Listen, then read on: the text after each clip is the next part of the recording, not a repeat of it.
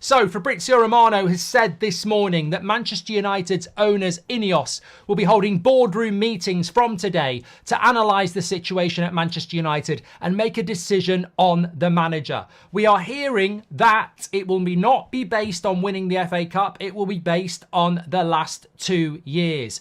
I think this strengthens Erik Ten Hag's case. I never wanted him to be judged on the FA Cup. Up yours, he won it, but the FA Cup shouldn't have been the judgment. And I'll tell you this, who wants to make a bet with me that if we'd lost to Man City, he'd be sacked already? So who's in charge of this football club and who do they think they're speaking to? If we'd lost to Man City, you'd have sacked him already. We've now beat Man City and you're trying to say, well, it's not about the final. Well, if it's about the 2 years, he definitely should stay. Absolutely should stay. So we're hearing that this meeting this week is going to be an assessment of everything they've learned over the last 2 years.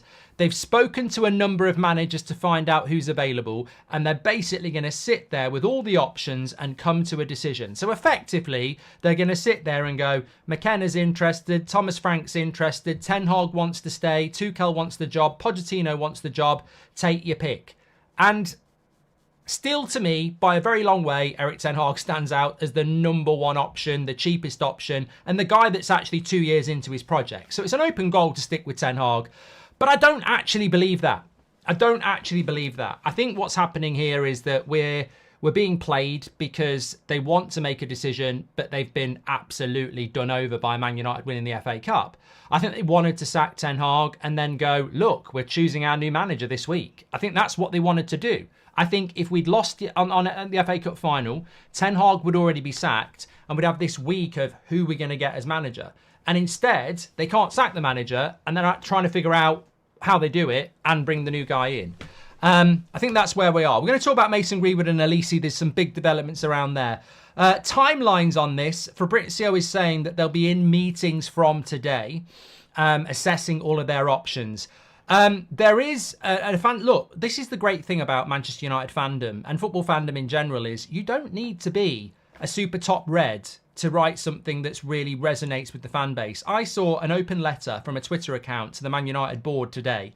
I read it. I'll read it to you in a little bit. I retweeted it and I implore anybody, and I've sent it to absolutely every journalist I can think of, everybody I know in the club, and said, can we get this somehow up to the board and try at least to get them to understand? Maybe it will hit, maybe it won't. It's one final effort. I think it might be in vain, but we've got to give it a go. So many people are very passionate about this. So many people are really disillusioned by this ownership. So many people have said to me, it was great to win the FA Cup, but I'll never forgive INEOS for taking the shine off it a little bit. I've got to say, I've always had that feeling, horrible sick feeling in my stomach the last couple of days, ever since Friday. But we won the FA Cup. Nothing will take the shine from that. What I will say is that I just want to delve into where we're at now. Decision time. So we're being told from very good sources that Man United are now going to sit there knowing what managers are available, knowing that Ten Hag wants the job, and they're going to decide the future. The big new line, and again, I think they've misread the room, their new line is to say, it's not about winning the FA Cup, it's about the last 2 years. And I think what they're trying to do is to say, well, yeah, we won the FA Cup and that was amazing to beat the best team in the league and deserve to win. But let's try and think about some bad stuff over the last 2 years, and that's the reason to sack him. You're only ever as good as your last result in football. I mean, that's the golden rule. When you look at Mourinho, sacked because he lost at Liverpool. When you look at Solskjaer, sacked because he was losing games like Watford and Leicester. When you look at Van Gaal, yeah, he won the FA Cup, but they'd already decided that Mourinho was an upgrade. So you are only as good as your last result. And to be fair, Van Gaal, I wanted Van Gaal to be sacked. I can't say anything else, but it was harsh what they did, let's be honest. You're only as good as your last result. And we've just beaten the best team in the world, the best team in England. And with young players scoring, with a momentum, with a fan base behind him. The difference between Van Gaal and Ten Hag, and we lived it, collectively we lived it. There is no difference between Ten Hag and Van Gaal, people say. And I'm like, go and watch the videos. There's a massive difference. I think 70% of the fan base wanted, maybe even more, wanted Van Gaal out. It's the other way with Ten Hag. So stop comparing this manager to past managers for a start, because it's unfair on the past managers and it's unfair on Ten Hag. If INEOS want to make it about the last 10 years, I've just got a few things I want, about the last 2 years. Vito says that letter from the Man United fans was breathtaking. I will read it out to you in a bit because it's really important. Oh, can I just say as well, a few people are asking about this. It's a commemorative sort of design we've done for Man United winning the FA Cup. Links in the description. United Stand, Shopify. You can get them shipped worldwide in different colours. I will just say that. But back to what I was saying. I will read you that in a moment. The letter was very, very powerful. And this is what we're all about. Whether it's the Super League, whether it's defending a manager, whether it's about what's best for Manchester United Football Club. You have a say. You have an opinion. And you should express it one way or the other. Ten Hag in says stretchy. So if INEOS's new angle is to try and, sack Ten Hag based on we're reviewing the last 2 years. You weren't here for the last 2 years for a start. You've been here for the last 4 months.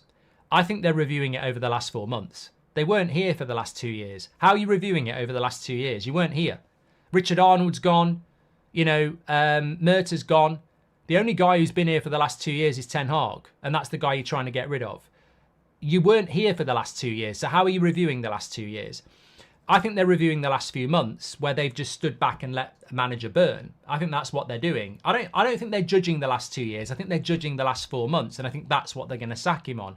Because if you look at the last 2 years of Manchester United, and there seems to be an inability when people review the last 2 years, they completely and utterly sweep under the carpet year one. Year one, Erik Ten Hag took over the worst Man United side in Premier League history. Lowest points, lowest morale, absolute shithouse of a dressing room, toxic to the hilt, shit team, shit points, absolute mess. He took over that mess and took us to 3rd place, 2 cup finals and a Carabao Cup. In one season, he took over the worst United side I've ever seen, took us to 2 domestic finals, won 1, and took us to 3rd place in the Champions League with the best defence in the league. That was year one. So 50% of the 2 years that you're going to review INEOS are absolutely elite. Absolutely elite. So when you start talking about it's not about winning the FA Cup, it's the last 2 years. Well, over half of it is absolutely elite in his first year. Amazing. Only Mourinho can level that with what he did in his first year, winning the Europa League and the Carabao Cup, but he didn't get top 4. So an amazing first season for Ten Hag. Year 2, he wants a ball-playing goalkeeper. We've never seen that ball-playing goalkeeper because our defence has been decimated. We've been playing a centre-back and a youth kid as our centre-backs. 8th choice centre-backs for most of the season. When we've had our first choice centre-backs, we've been a bloody good team. Against Wolves, for an hour, was the best I've seen us play all season. Against Man City, with half a team, we deserved to win. So this season, for me, I don't know what he could have done any better. We're injury-ridden, and we've still managed to win an FA Cup. I think it's a miracle. Goldbridge, that's the end of the clip. I'm sure you enjoyed it. In fact, I bet that's the best clip you've ever watched. So there's no reason not to subscribe to the channel, click the bell icon so you never miss a clip again. In fact, smash a like on the video because we all know only legends like videos and you are all legends. So please smash a like on the video and we will see you again on the next one. Thank you very much for watching as always.